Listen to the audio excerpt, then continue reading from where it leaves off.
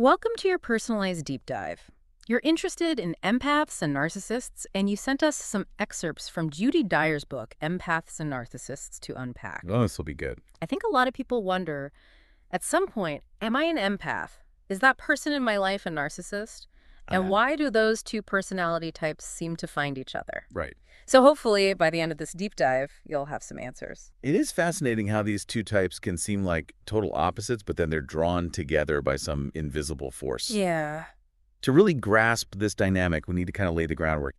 Imagine someone who walks into a room and can just instantly feel the underlying emotions in there, like Yep. the joy, the sadness, even maybe like hidden tensions. Uh-huh. That's the hallmark of an empath. Got it. On the other hand, a narcissist often enters a room looking for admiration, validation, a stage for their own self-importance. So right from the start, we see this fundamental difference. One is tuned into others, while the other is primarily focused on self. That's a pretty stark contrast. It is, and it sets the stage for a really complex interplay. Yeah. And it's important to understand that this isn't about just like simple selfishness. We're talking about narcissistic personality disorder, Yes. complex psychological condition. Right.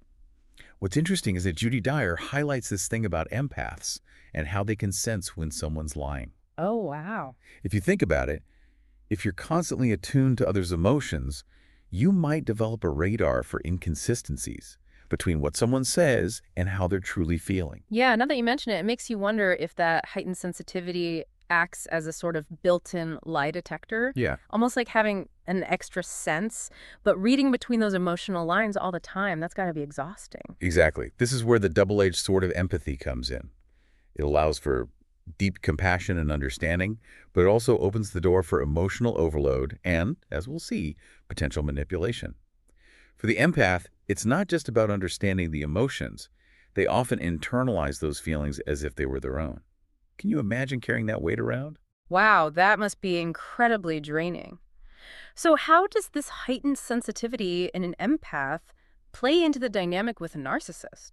Because if someone thrives on attention and validation, an empath seems like they would naturally provide that. They would, and that's where things get tricky. Dyer talks about this classic narcissist cycle: Yeah. idealization, devaluation, and discard. Okay. Let's say you meet someone new, and they shower you with all this praise and attention, making you feel like the most incredible person they've ever met. Yeah. You're swept off your feet in this whirlwind romance. That's the idealization phase. Sounds intoxicating, but I'm sensing there's a catch. There is. As the relationship progresses, subtle shifts start to happen. The narcissist's compliments might become a little backhanded. Criticism creeps in.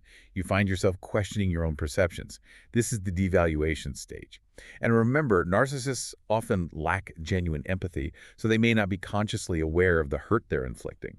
It's more about maintaining control and feeding their own ego. So as the empath tries harder to please, to kind of fix things, it actually feeds into the narcissist's need for control, furthering that cycle. Precisely. And this can play out in subtle ways that are hard to pinpoint.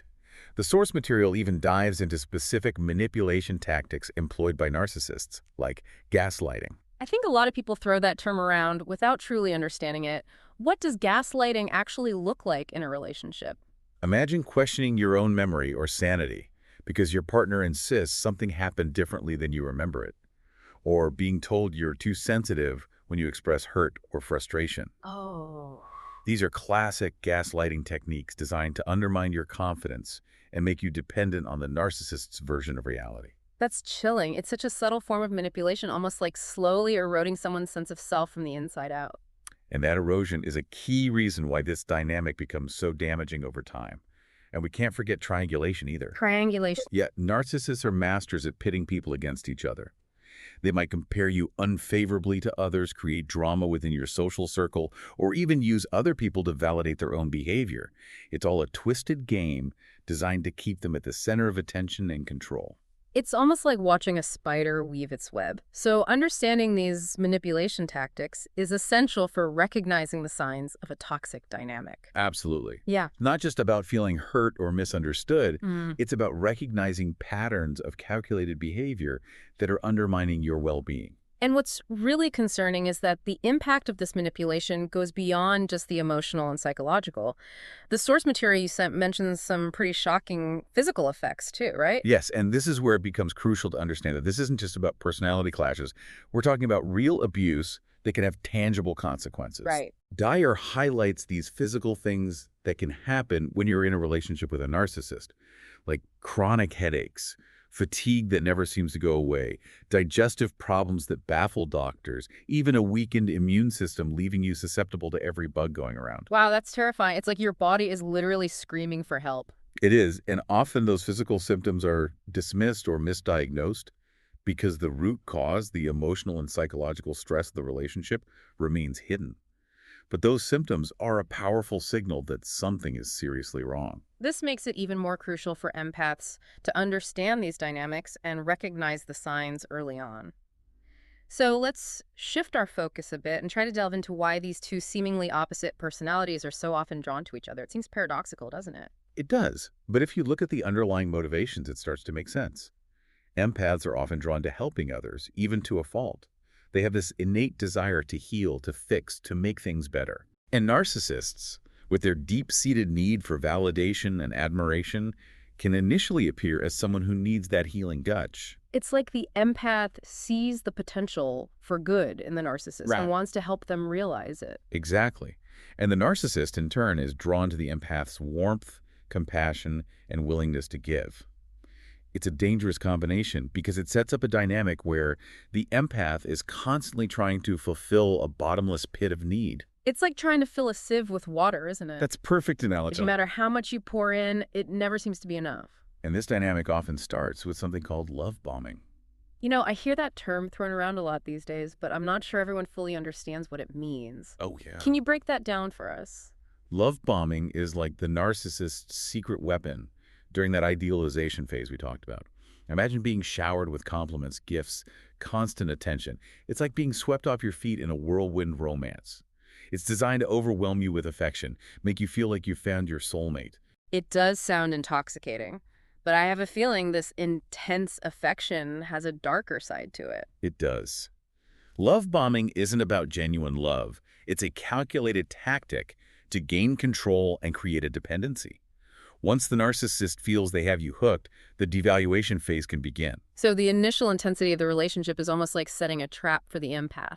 In a way, yes.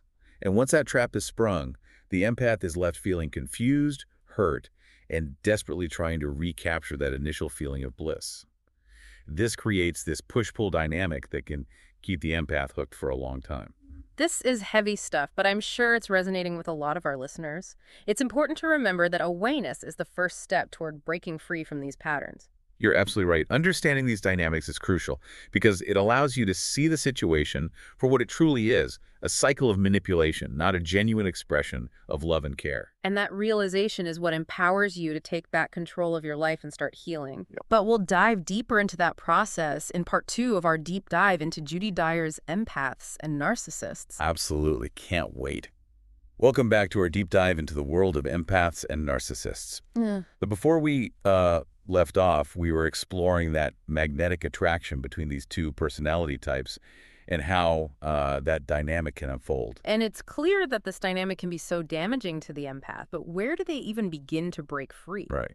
In the excerpts you shared, Judy Dyer talks about setting boundaries. Yeah, boundaries. Can you give us some practical examples of how an empath can actually do that, especially when they're dealing with someone who thrives on pushing those boundaries? Setting boundaries is essential, but it's also one of the toughest things for an empath to do. You know, they're naturally inclined to care for others, to put others' needs before their own. Yeah. But setting boundaries isn't about being selfish. It's about self-preservation. I think a lot of people struggle with that idea that setting boundaries is somehow mean or uncaring, Yeah. but it's really the opposite, isn't it? You're exactly right. It's a way of saying, I respect myself enough to protect my well-being. Right. And that's a powerful message to send, both to yourself and to the narcissist. So how does an empath actually set those boundaries? I imagine it's not as simple as just saying no when a narcissist makes a demand. It's not, and that's why it's important to be clear, firm, and consistent. For example, if the narcissist is constantly demanding your time and attention, a healthy boundary might be, I need some space right now. I'm happy to talk later when I have more time. And what if they try to guilt trip you into giving in? Narcissists are notorious for using manipulation tactics, like, if you really loved me, you would. That's where it's so important to recognize those tactics for what they are: attempts to control you and manipulate you. A good response might be, my love for you doesn't mean I have to sacrifice my own needs. I'm setting this boundary because it's important for my well-being. So it's about separating their needs from your own and not taking responsibility for their emotional reactions. But what if they just ignore those boundaries? What's the next step? That's where the consistency comes in. If you set a boundary and they ignore it, there needs to be a consequence. Okay. This might mean walking away from the conversation, ending the phone call, or even limiting contact with them for a while. It's about showing them that you're serious about protecting yourself. So it's not just about words, it's about actions that reinforce those words. Precisely. It's about creating a safe space for yourself, even if it means creating some distance from the narcissist. And that brings us to another important concept: emotional disengagement. This sounds like a real challenge. How does an empath begin to detach from the really intense emotions of a narcissist, especially when they're so tuned into those feelings? Emotional disengagement definitely doesn't happen overnight. It's a process that takes time, it takes practice, and often professional guidance. Yeah. It's about learning to observe your emotions without judgment, noticing how your body feels when you're around the narcissist, and becoming aware of what triggers set you off. So it's almost like taking a step back and becoming an observer of your own emotional experience. Exactly. And with practice, you can start to choose how you respond to those emotions rather than reacting automatically. Ah. This doesn't mean becoming cold or indifferent. It's about creating a healthy distance so you can protect your own well-being. Can you give us an example of what that might look like in a real-life situation? Let's say the narcissist starts a fight to try to get a reaction out of you. How would you respond from a place of emotional disengagement? Instead of getting caught up in the drama, you could simply say, I'm not going to participate in this right now. That sounds so simple, but I can imagine it takes a lot of self-control to not react in the way you normally would. It does. Remember, narcissists, they thrive on emotional reactions. By remaining calm and detached, you're taking away their power. Oh, And over time, they'll realize that that tactic no longer works. this is starting to sound like a superpower. Yeah. But it's a superpower that takes a lot of training and practice. It does. But the more you practice emotional disengagement, the more empowered you become. It's about recognizing that you have a choice in how you respond to their behavior. You mentioned professional guidance earlier. Can you expand on that a bit? What role can therapy play in this process? Therapy can be incredibly helpful for empaths who are trying to break free from a narcissistic relationship. A therapist can provide that safe space to explore your experiences, process your emotions, and develop coping strategies. So it's about having someone who understands the dynamics of narcissistic abuse and can offer guidance tailored to those specific challenges faced by empaths. Exactly. And a therapist can also help you identify any underlying issues that may be contributing to your vulnerability in these relationships. I think it's important to remember that seeking help is a sign of strength, not weakness. It takes courage to reach out for support when you're struggling. Absolutely. And remember, you don't have to do this alone. There are support groups and online communities specifically for empaths who are dealing with narcissistic abuse. Oh, cool. Connecting with others who understand what you're going through can be so validating and empowering. We've talked about setting boundaries, emotional disengagement, and the role of therapy. Now, the source material also highlights self-care. Yeah. How does self-care fit into this picture? Self-care is crucial for everyone, but it's especially important for empaths who are often just depleted from giving so much of themselves to others. When you're in a relationship with a narcissist, it's easy to neglect your own needs. It's like they drain you of all your energy and leave you feeling just exhausted and depleted. Exactly. Mm. And that's why self-care is about replenishing those reserves. It's about filling your own cup so you have the strength to set boundaries, disengage emotionally, and ultimately break free. So what are some specific self-care practices that you would recommend for empaths? Well, it's different for everyone, but some general practices that can be really helpful include spending time in nature, maybe engaging in creative activities, moving your body in ways that feel good, and practicing mindfulness or meditation. So it's about nurturing your mind, body, and spirit. Absolutely. It's about rediscovering the things that bring you joy and help you feel grounded and centered. Yeah. It's about making yourself a priority, which can be a radical act for an empath who is used to putting everyone else first. That makes a lot of sense. But I've heard people say things like, I don't have time for self-care, or I feel guilty taking time for myself. What do you say to that? I would say that self-care isn't a luxury, it's a necessity. Think of it as putting on your own oxygen mask first, before assisting others. You can't pour from an empty cup. It's like the classic airplane analogy. Exactly. If you don't take care of yourself, you won't be able to help anyone else. Exactly. And remember, self-care doesn't have to be time-consuming or expensive. It can be as simple as taking a few minutes each day to meditate, listen to calming music, or go for a walk in nature. It's about incorporating small acts of kindness towards yourself into your daily routine. These are such great practical tips. I think sometimes people get overwhelmed by the idea of self-care and feel like it has to be this grand, elaborate Right. thing. But it really can be about those small moments of peace and rejuvenation throughout the day. You're absolutely right. And those small moments can make a big difference in your overall well-being. It's about being intentional about creating that space for yourself to recharge and reconnect with your inner strength. This has been incredibly insightful. But before we move on to the final part of our deep dive, I want to address something that often comes up for empaths who are trying to break free from these dynamics. It's the lingering self-doubt and insecurities that can plague them even after they've left the relationship. That's such an important point. Remember, narcissists are masters at manipulation, and they often chip away at their partner's self-esteem over time. It's like they plant these seeds of self-doubt that can continue to grow even after the relationship is over. So it's not just about escaping the physical relationship, it's about escaping that mental and emotional grip that the narcissist has on you. Exactly. And that's why it's crucial to address those lingering doubts and insecurities head-on. Therapy can be incredibly helpful in this process, as can surrounding yourself with supportive friends and family members who remind you of your worth. It's like rebuilding your sense of self from the ground up, brick by brick. That's a great analogy. It takes time, it takes effort and compassion. And it's important to remember that you're not alone in this journey. There are countless others who have gone through similar experiences and come out stronger on the other side. That's such a powerful message of hope and resilience. Now, in part 3, we'll explore how empaths can not only heal from these experiences, but truly thrive in their lives.